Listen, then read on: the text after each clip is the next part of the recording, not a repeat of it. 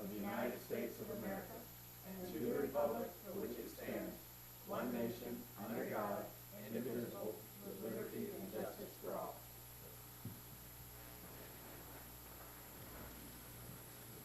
So our first order is to approve the minutes from the August 5th, 2019 meeting. Has everyone had a chance to look them over?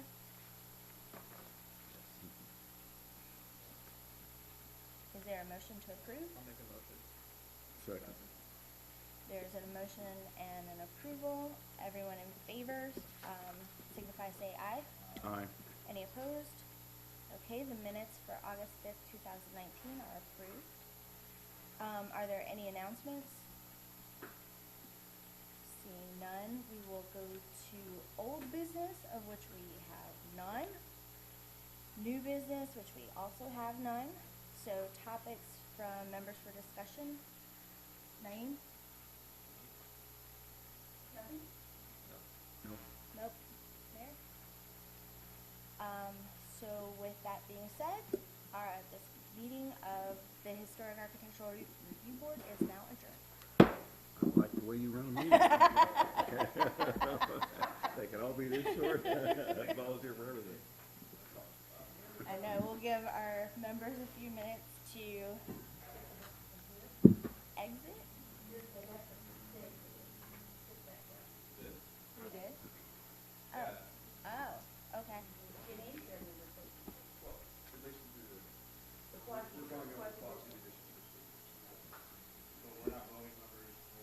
But you might have one next door.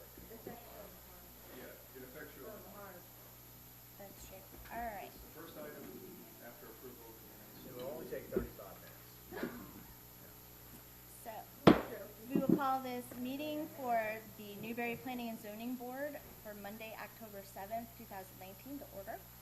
Our order of business for the agenda is a call to order. The approval of the agenda, the approval of the August 5th, 2019 minutes, announcements.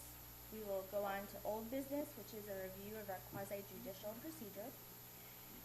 For new business, we have two items. A quasi-judicial public hearing for CPA 19-06, ordinance number 2019-26, and B, quasi-judicial public hearing for LDR 19-11, ordinance number 2019-27. Then we will have topics for members for discussion, and then we will adjourn. So, do I have a motion to approve the agenda as read? A motion. Second. We have a motion and approval. Everyone in favor say aye. Any opposed? The motion, the agenda is approved as read. Now we have our August 5th, 2019 minutes. Has everyone had a chance to look those over? Any comments, corrections? Is there a motion to approve? So moved. Everyone in favor signify by saying aye.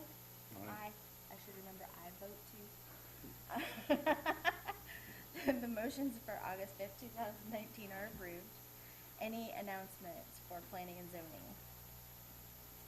Seeing none, we will carry on to old business and have a review of our quasi-judicial procedure. Thank you, Madam Chair. I apologize. The weather and the traffic from downtown Gainesville all the way out to here was not kind to me. But anyway, I was asked by Brian and Wendy to give a little bit of an overview of our quasi-judicial process here and why we have it in place and that sort of thing. Because we've had some changes in terms of the makeup of our board, and we have recently implemented new quasi-judicial procedures that I think we're all still learning to fully understand how they work, testing them out in different scenarios, and so this would probably be a terrific opportunity to talk about that a little bit. The genesis of quasi-judicial dates back to, in Florida, 1993. There's a seminal case that the Florida Supreme Court took up, which is called the Board of County Commissioners of Brevard County versus Schneider. And they talk in that case about what local government's requirements are in terms of quasi-judicial. And basically, some of the points that they make is that there has to be an identifiable impact on a limited number of persons or property interests in terms of when is it that we want to implement a quasi-judicial type hearing, in what settings. It's contingent on facts arrived at from distinct alternatives presented at the local government hearing. And what we're also considering is, are we viewing a policy application rather than a policy setting or a policy? If it's a policy application, that probably is going to bring us in the realm of quasi-judicial, in which case it is something that's unique to, again, a distinct or limited group of persons or applicants. So in terms of the words of the Supreme Court, they define they define it as legislative action that results in the formulation of a general rule of policy, whereas judicial action results in the application of a general rule. So some examples where quasi-judicial is almost always, and we would always, even if there's a close call, we would err on the side of implementing the quasi-judicial process, but you're going to see that in any site-specific rezonings, any zoning variances, any zoning exceptions, or zoning waivers. So those are the things that we're sort of looking at. And this, again, goes back to, 3 decades worth of case law that is developed since the Schneider case, but the common theme with it and the main principle that we always want to keep in mind is that we're trying to afford procedural due process to applicants. That is the key there. Are we giving an applicant an opportunity to be fully heard? And at the same time, we'll talk about our procedures a little bit, how they've been modified. Are we affording the right type of folks who may have some other type of interest that we now define as intervening parties to be able to voice their position on something that could impact them specially? A nearby property owner who's uniquely impacted by a potential decision by the board. So, as far as the due process components, one of the things that we look at is, and you'll see this when we go through our procedures, have there been any ex parte communications? And this is an important concept here in terms of this is something that you see in a judicial setting a lot, where attorneys are not allowed to speak to a judge one-on-one. It's sort of the same concept here. Everybody should be playing by the same set of rules and have the same opportunity, same access to the board. And so if there's any situation where a board member may have had an ex parte communication, what I mean by that is that you've been somehow approached by somebody in the community saying, hey, I see this issue's coming up on the agenda. Here's my take on it. Here's where I'm coming from. Here's some documents that support my position. Here's some documents that I think defeat what the applicant's trying to say. Those communications need to be made known and disclosed in our public setting here. It doesn't necessarily mean that you have a conflict and you can't vote on an issue. It could mean that, but the goal is to get it out on the table, and then we typically would ask you, well, based on that disclosure, are you able to hear the evidence, listen to the evidence, weigh the credibility of the witnesses, and make a decision in an impartial manner, even though you've been approached on the side by some of these communications? If the answer to that question is yes, I believe I can, fellow board members can ask some questions about that if they question it or disagree with it.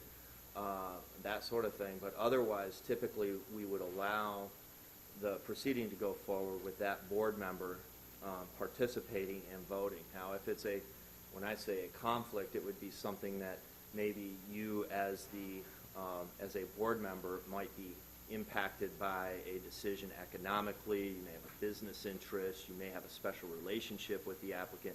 That's a completely separate issue, in which case that's where we tend to find there's going to be a conflict there, and we would ask you to recuse yourself. So there's kind of a distinction there in terms of the issues that a board member might specifically have in the context of a quasi-judicial proceeding. But in terms of our process, Rich, Madam Chair. I'm sorry. One question. Okay. Before we leave ex parte, because in these procedures it just talks about communications. Let's say we have a zoning change coming before us, and one of the board members, in doing due diligence, wants to go out and visit the site and look around and sort of collect his own evidence or her own evidence. Would that count as an ex parte because they are seeing for themselves and using information that they got through that visit? Would that count as ex parte, or does that fall into a different category? Technically speaking, that's a good question. Technically speaking, that is not an ex parte communication, right? However, out of an abundance of caution, as your city attorney, we're still going to counsel you. We would like you to still disclose that and be upfront, so everybody knows what the scenario is. That would not necessarily, in that situation, be a communication. Now, it could be a communication if your research involves emailing individuals, getting text messaging, and that sort of thing. I mean, communication, obviously, in this day and age, comes in all shapes and forms at this point. But doing your own site visit and that sort of thing, that's actually probably a prudent thing to do as a board member, and we'd actually would encourage it if you believe that that's going to help you make a decision. Of course, when we sit here in a hearing room, we're sort of dealing in the abstract. We have to visualize a lot of things. A lot of times we have visuals on the TV, which helps us on the monitor. That helps us, but going out and seeing the property sometimes really puts it in perspective more so than anything. So we'd still encourage that, but I would also suggest that you should speak up and say, I went out to the property, I've been out there 15 times, and here's what I've seen. Okay, so that hopefully that answers the question there. It does, and I only bring it up because it's in our procedures under ex parte, and I think that we've gotten a little bit of murky advice when it comes to that. Not that your advice just then was murky, but when you're sitting in quasi-judicial, you are sitting as a judge, and you're supposed to just weigh the evidence that's presented to you. So if your decision hinges on something that you've discovered because you've gone out and visited the site and nobody from either party has offered that, I think that's where it might become problematic, and why we would want you to disclose it and say, well, I went out there and the applicant is saying there's no environmental damage, but I saw 5 trucks leaking oil, and I saw motorcycles and whatever it is that you saw, and you say, well, and that's why I'm going to vote no on it. Well, now you're basing your decision on something that was not presented as evidence inside the quasi-judicial. Did I mess any of that up, or?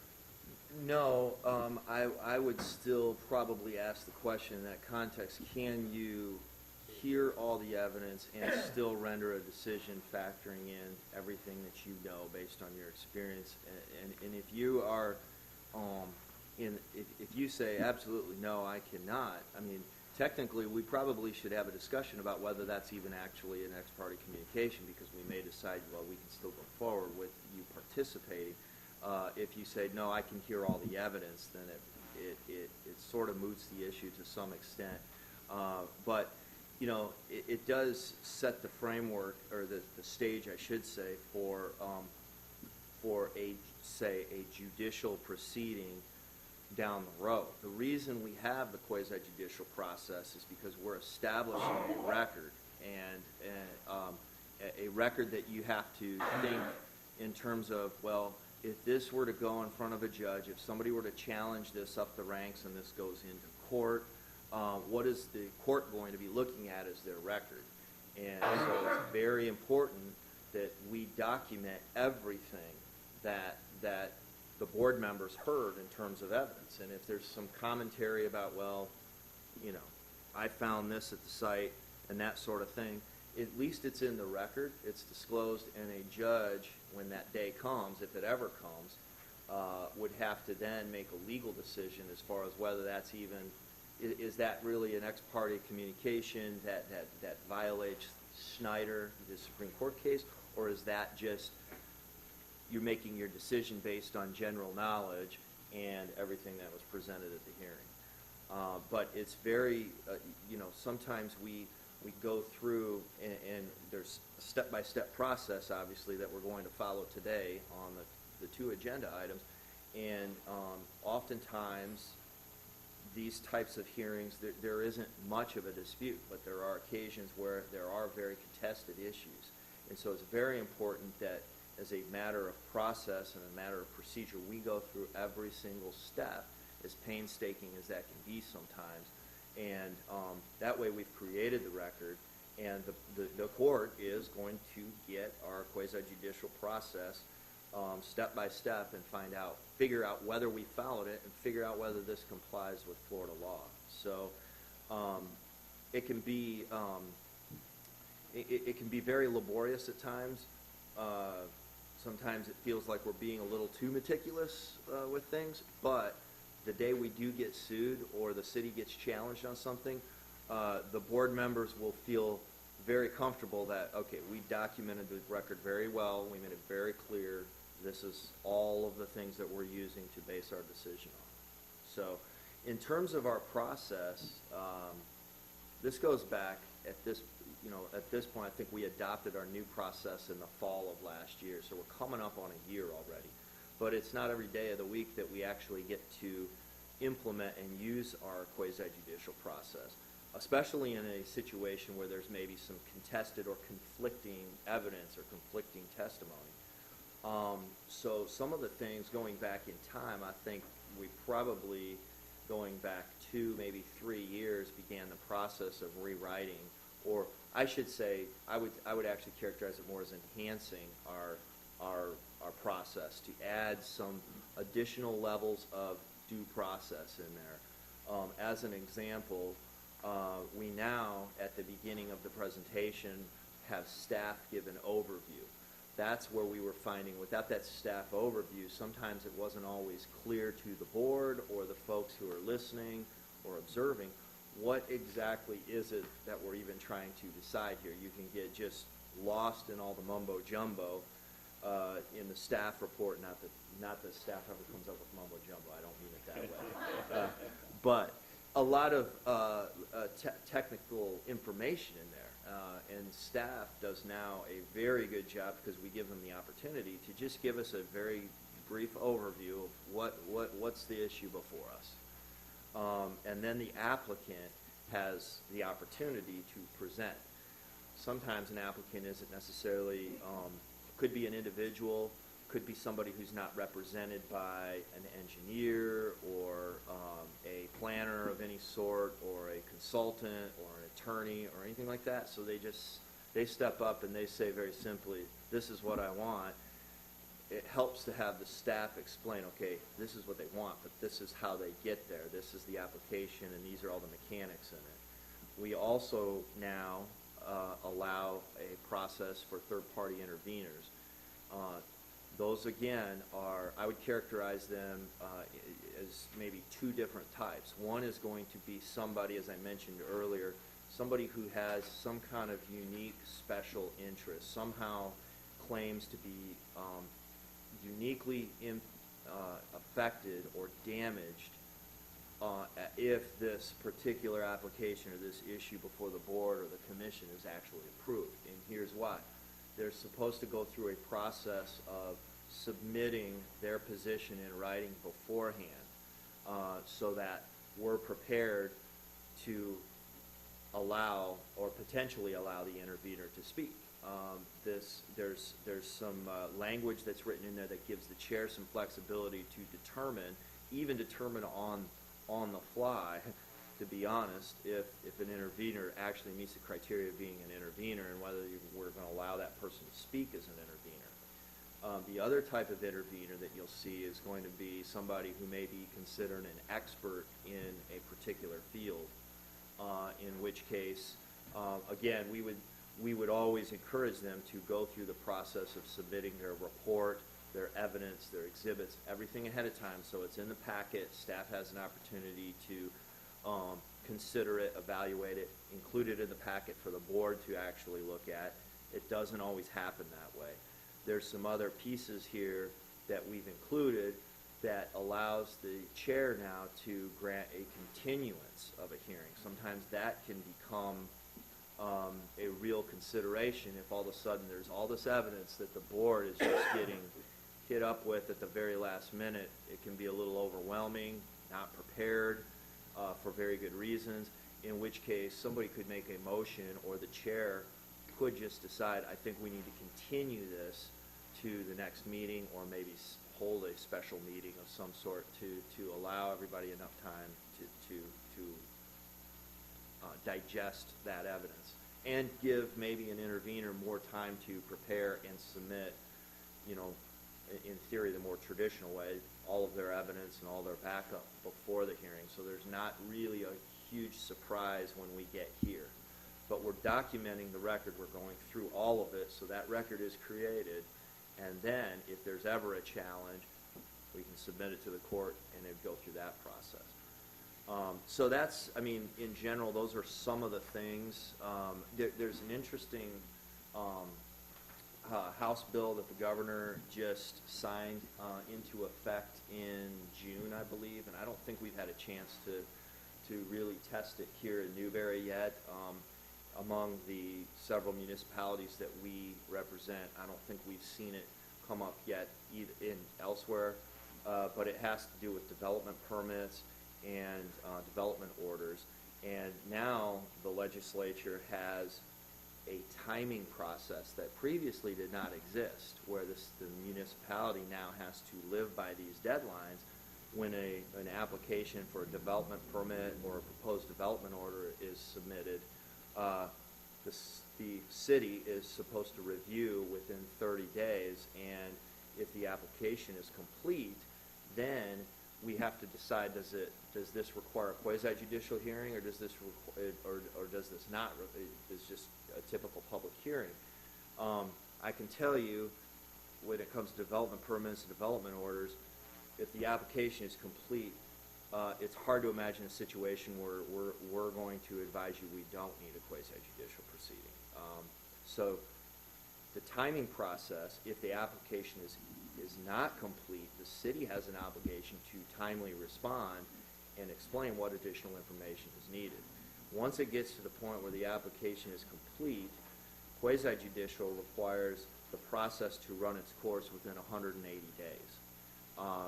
Staff could probably speak from experience more so than I could as far as whether that 180 days is really putting the municipality under the gun, or if that's a really safe period of time to work with. But the point is, we've never had a deadline to deal with until now. So this is sort of going above and beyond the Schneider requirements that I was talking about going back to 1993. The other part of it is that once a decision is made, this is very significant.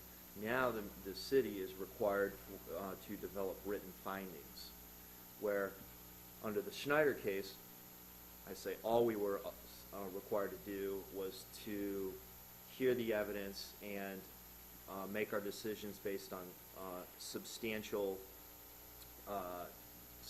evidence. And so now we have to take it a step further. Now, not only have we created the record, and this is only in the context of development permits and development orders, but now we've got the record, and now we have to do some written findings, which now that's getting eerily closer to what a judge would do.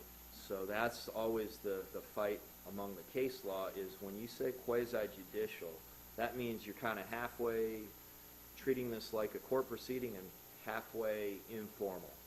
And then the case law tends to go back and forth as far as, are you getting closer to a judicial proceeding or closer to more of an informal hearing? This new legislation is tending to say we're getting closer to more of a judicial proceeding. So kind of an interesting development. I don't know if we have projects coming up where this is going to be an issue, but at some point it will be, no doubt. Does the board have any questions? The attorney? Just a comment. A couple years ago, I bought a puppy from supposedly a private breeder in the city of Northport. And found out after I had the puppy home that was sick that this was actually a puppy mill, thinly disguised as a private breeder. So I called the city of Northport and I said, hey, this guy is running a puppy mill right in the middle of your city. So they jumped right on it, brought it before the city commission, found that they were running a puppy mill, and they wrote a cease and desist order. I had to go down there and testify and everything, but anyway, about a week later, it all got thrown out because there was a violation of quasi-judicial procedures. So even though it was a slam dunk of a case, we lost, and they never readdressed it again. So they're still running this big puppy mill. I see their ads on the internet all the time. Well, and that's a good example of why we want to be very regimented with this procedure, because the moment we don't do that, the moment there's going to be a problem that with Bill's example, could exist into perpetuity. So this is really our job to follow this as structured as it is. One other comment I would like to make. I know a few meetings back at this point, I know we're going to be talking about a potential amendment to the comprehensive plan and the rezoning issue following an annexation. Going back a few meetings ago, probably 3-4 months ago, I think there were some questions about why would the annexation be approved without truly knowing full and well whether the board and subsequently the commission is going to approve the coinciding changes to the comp plan and zoning and that sort of thing. We had some back and forth dialogue on that, and it always is going to come up in the context of quasi-judicial, as we're going to see today. But one of the main answers, I'm not sure how well it was articulated, and I apologize because I don't think I was fully prepared for the question, but this is probably what we would consider to be a potential public policy violation. There's case law that says that you cannot contract for annexations, meaning you can't tie contingencies and conditions to the annexation. You have to follow the annexation statute strictly, and it's either annexed or it's not. And then if it's annexed, then we get into all these subsequent issues. So there is some calculated risk for the person who seeks, annexation through maybe a voluntary process. But I did pull up an article about, there were some related questions. Well, then why does somebody want to annex to begin with? Just fundamentally, we kind of got into that discussion. I think we had some public speakers on it and all that. But just to give you some frame of reference, I pulled a Florida Bar article, and they listed off some of the reasons that somebody would factor in terms of why to annex. And this is just a quick bullet point, but they factor in, county versus city. They're looking at ad valorem tax changes. They're looking at impact fee structures. They're looking at service fees. They're looking at improvement schedules that would be potentially adopted on capital improvement projects and so forth. There might be financing decisions in play, policies for sharing costs of utility extensions, land use policies, and overall the consideration, quite honestly, is oftentimes just a business decision or a political decision, county versus city? Who does that, lot owner want to be governed by? City of Newberry or the county? So, you factor in all of those pieces there that helps them get to that conclusion. So I just want to comment on that quickly because it definitely ties into the quasi-judicial discussion, and it definitely ties into, gives you some background on some of the issues that are going to be before us on the agenda today. To that same question, I think I remember that conversation that we had. If someone is making their decision based on the financial decision you mentioned, or business decision, that does still hinge on the approval of a zoning change.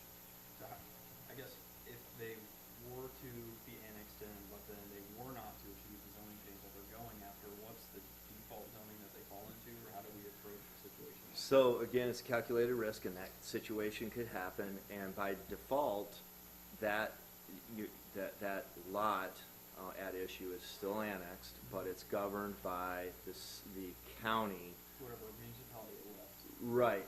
Whatever governing authority it left, that still will apply, and it's going to be the city of Newberry's job to take that code and apply it. Not an ideal situation for us. I mean, it's just never a good situation. It's the same thing in court. A lawsuit's filed in Florida, and the contract says we're governed by Georgia law. Well, a Florida judge doesn't really want to have to apply Georgia law because that's just not what they do, but that's what it is. So.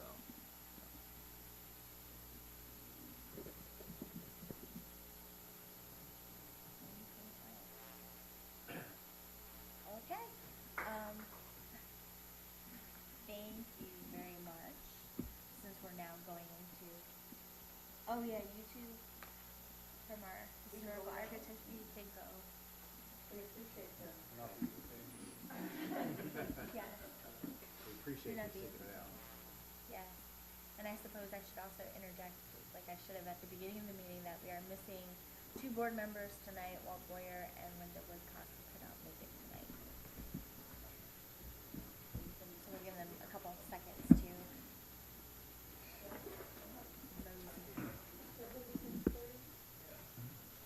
That'll be nice.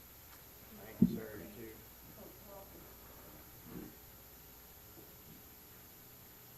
Thank you, Rick. You bet. No problem.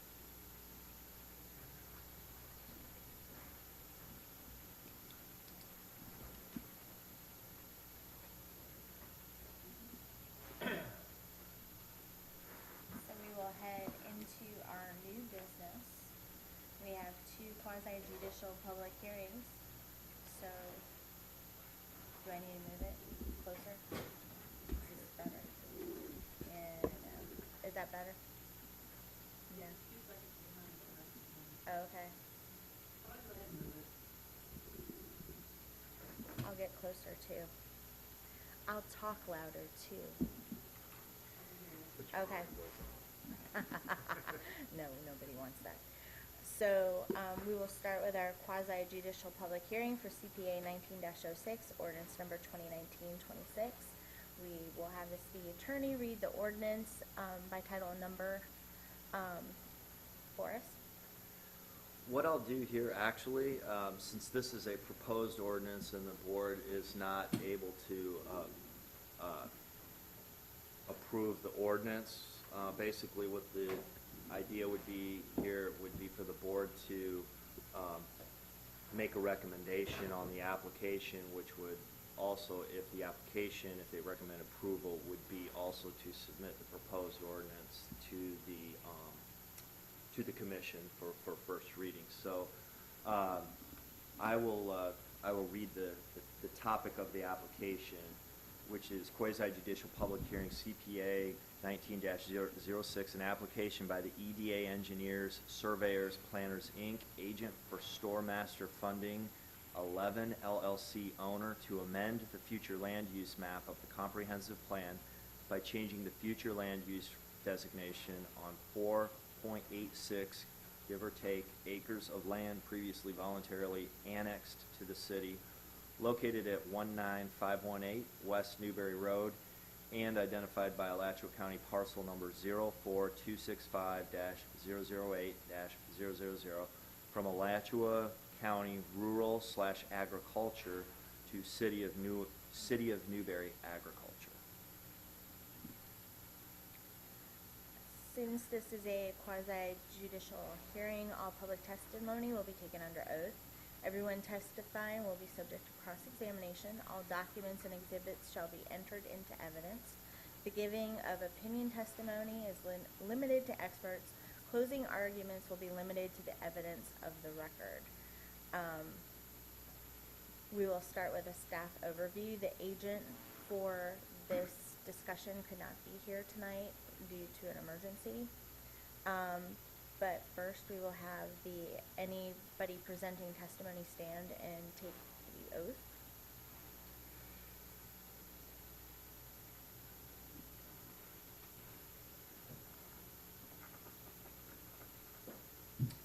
You raise your right hand.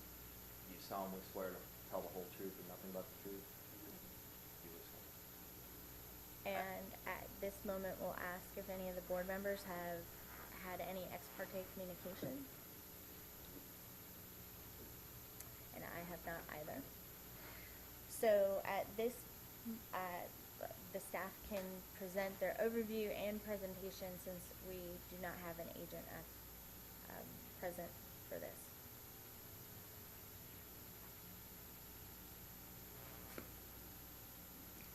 Madam Chair, Wendy Kinzer, the City of Newberry Planning Department. And the applications that you have before you are both a comprehensive plan amendment and a land development regulation amendment to a change to your zoning atlas. Let's see.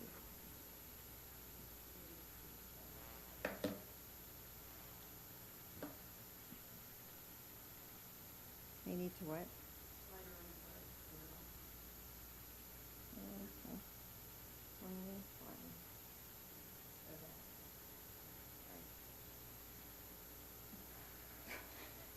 All right, let's try this. This application is based on property that has been recently annexed into the City of Newberry. That was back in August of 2019, not May. And in this case, this is the Pet Paradise property that's just west of Dudley Park, Dudley Farm, and further east of 202nd Street. It's on the north side of Newberry Road, and it's about 4.86 acres in size. It has an existing use of Pet Paradise as a small animal boarding facility that's been there since 2007. It was permitted under the county's regulations, and it's allowed through their future land use and their zoning. In this case, the land use that the county has on it is called rural agriculture, and to bring it into conformance with the City of Newberry's land use regulations in the comprehensive plan is to change the future land use map to agriculture. And our agriculture land use category is the same density-wise as the county's, allowing 1 unit per 5 acres maximum, which is the consideration when looking at a change like this. And then in this case, again, we talk about the annexation having already happened. The recommendation of staff is for approval of the comprehensive plan amendment. It is the regulations that we have in place, our code, our future land use element, all of those speak to the land use, and it is consistent with what is already there, as well as with the county's plan itself. It will allow no additional density, and of course the proposed amendment is consistent with the goals, objectives, and policies of our plan. So if you have any questions about this application, and then the next step in the event that this one is approved would be to rezone the property to bring the zoning into compliance. In this case, with the Pet Paradise type of use, it also requires a special exception, which will come back before you in the event that the zoning and the land use are changed. Do you have any questions? So at this point, we have no third-party interveners present, and there's no public, so there will be no public comment present. So the staff, not staff, members of the board, if you have questions, please.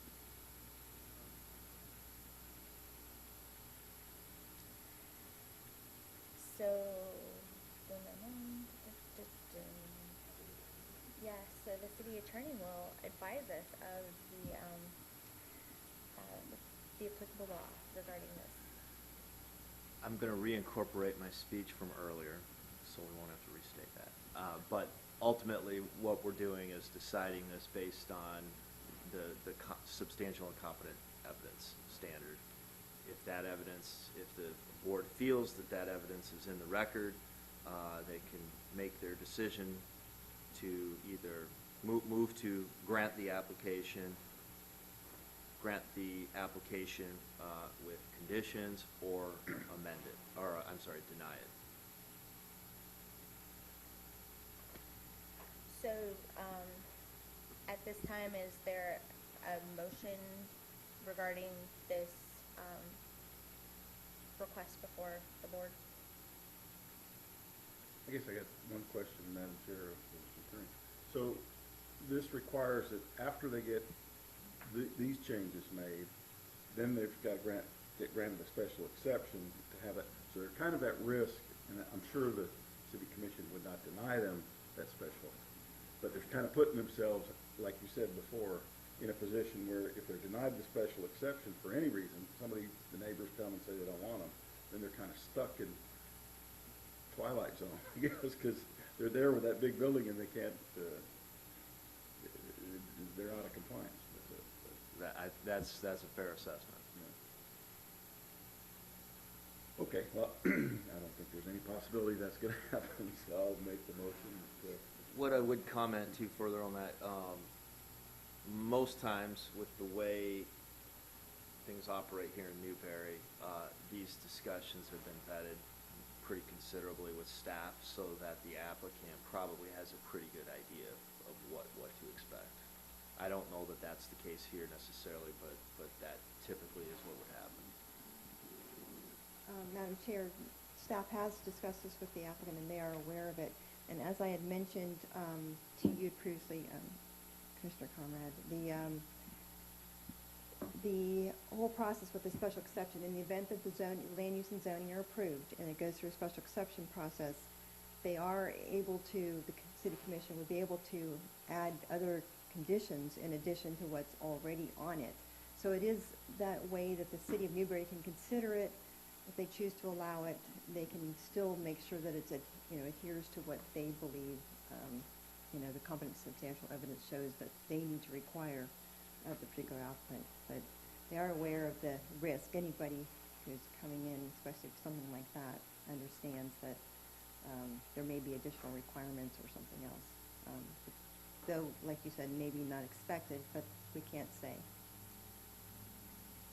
I have a question, I guess, to Bill's point. So if we go through the process of making a recommendation tonight, and then the commission does vote to move that forward, but then they have to come back for that exception, to me, that still seems like a flaw in our system, putting a business at risk, not allowing them to operate, and then putting the city at risk for that business to pursue us for those liabilities. But if they're stuck in that limbo and can't operate in the city because we've allowed them in, but our zoning doesn't comply, can they go back to the county and fall back under the county's zoning without leaving the city annexation? I mean, it just seems like a really confusing system that if this business, if there's an issue and they can't operate, who would be liable for that?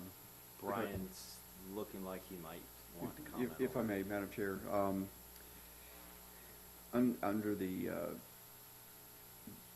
admittedly highly unlikely situation that did occur, there is a process for basically unannexing. They could go back to the county. They could de-annex. A similar process, just in reverse. And so ultimately, if that were the case, there is an option there. And in the meantime, in the intervening time frame, again, worst case scenario, if for some reason the city decided to pursue it, it would be treated as a code enforcement issue, which there's set time frames for that.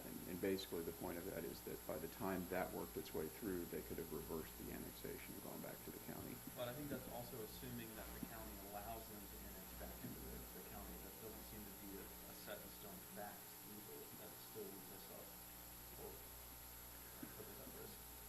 Let me ask Brian, the process that you're thinking of, would that be the contraction process that's in the statute? Yes. Okay. There is that process, and there is that risk. You're absolutely right.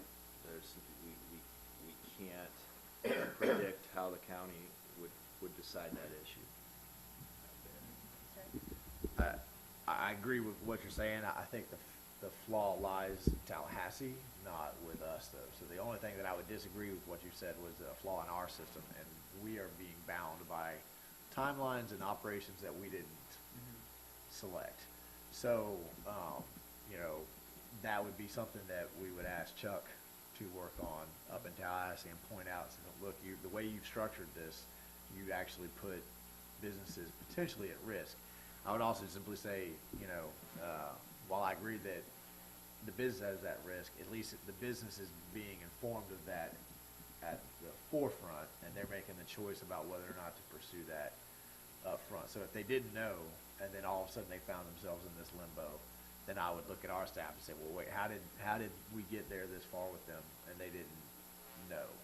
But I mean, I'll chalk it up to one of a dozen things that I don't understand where Tallahassee came from when they made that law, why they wrote it up that way, because it doesn't make any sense. There are scenarios too where it just, this totally gets out of the realm of government and into the hands of the private parties. There can be contingencies built into the developer's own agreement. If they're purchasing property, they can build in with, if they're the buyer of the property, they build in all kinds of outs in case this happens, so that at least the developer gets out of that scenario. But then it could leave the current owner in a situation where they weren't able to sell their property, they weren't able to close on it, it's been annexed in, and now they're in that limbo situation.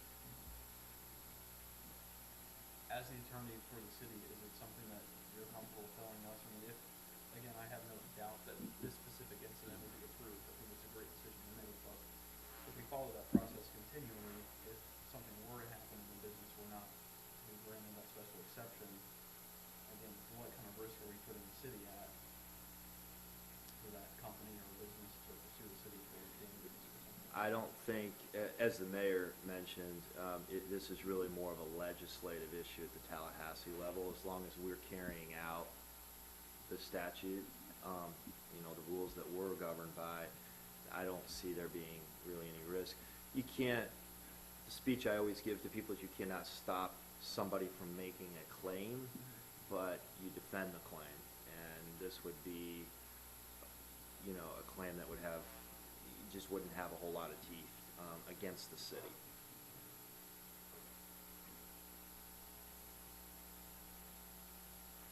Okay, I'll make a motion that we recommend to the city commission that they approve CPA 19-06 and its enacting ordinance 19-26. We have a motion and a second. Is there any further discussion on this item?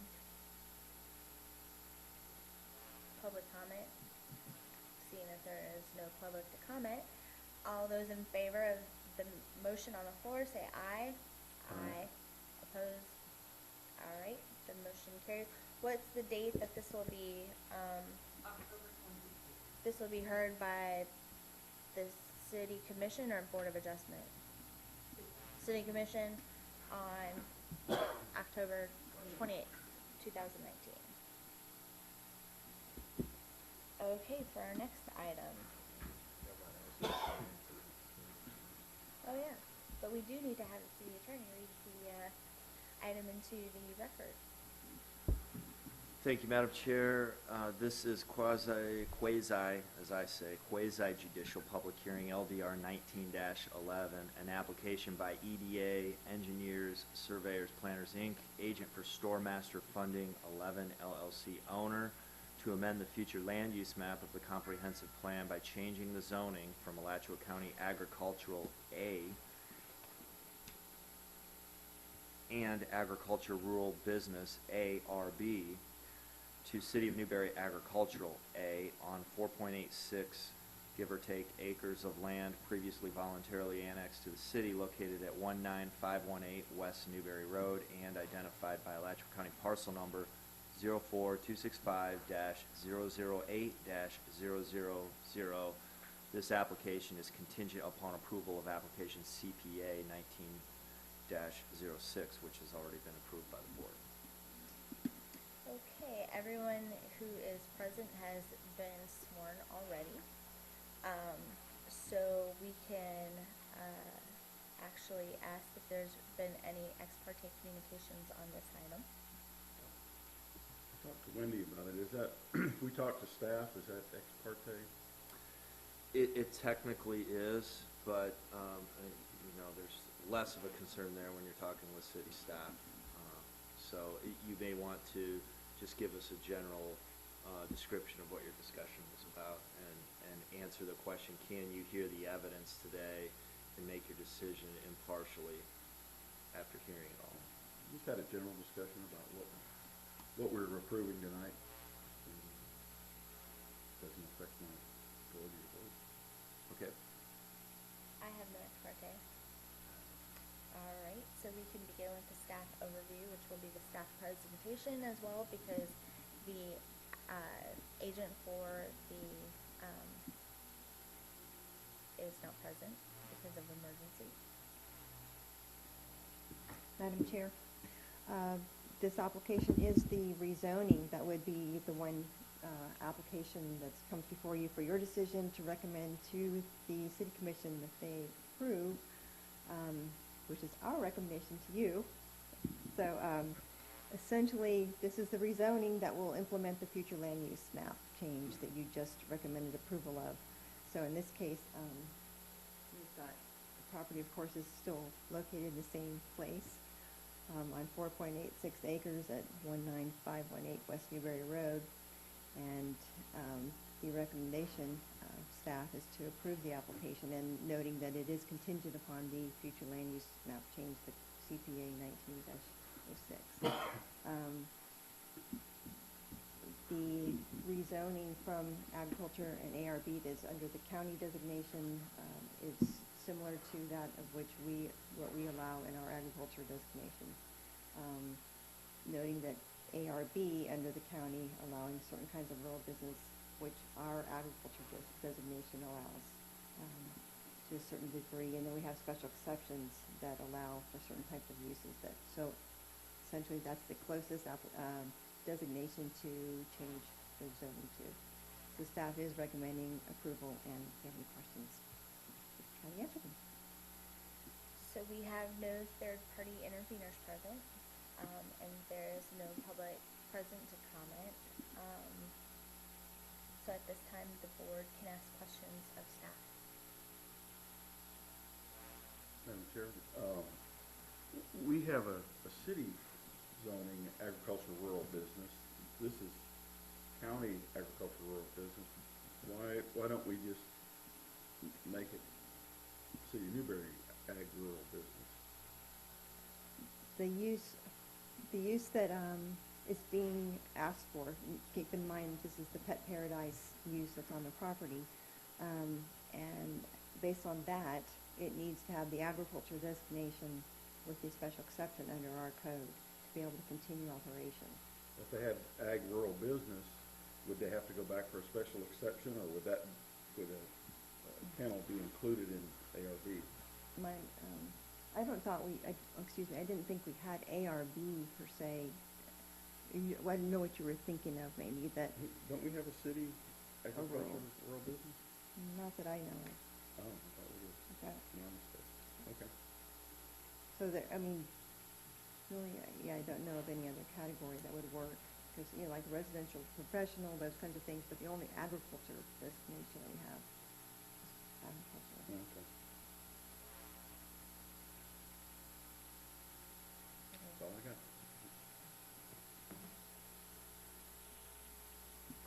And the city attorney will advise us once again on the legal process. Substantial and competent evidence. So now we're open to deliberation.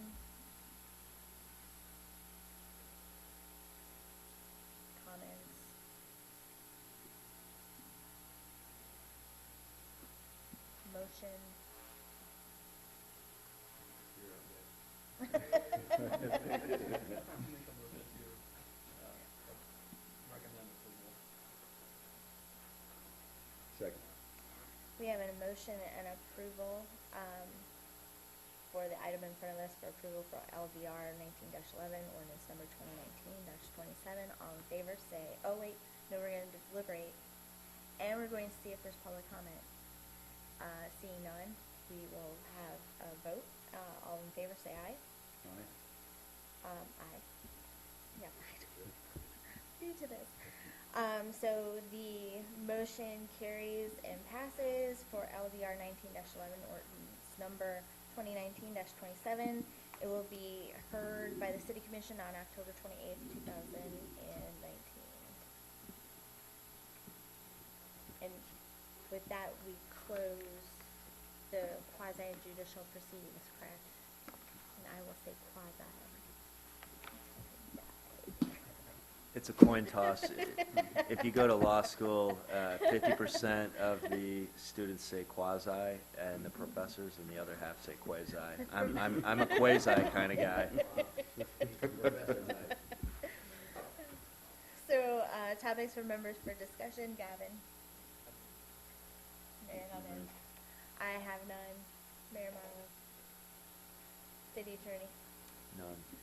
Seeing as none, this meeting is adjourned.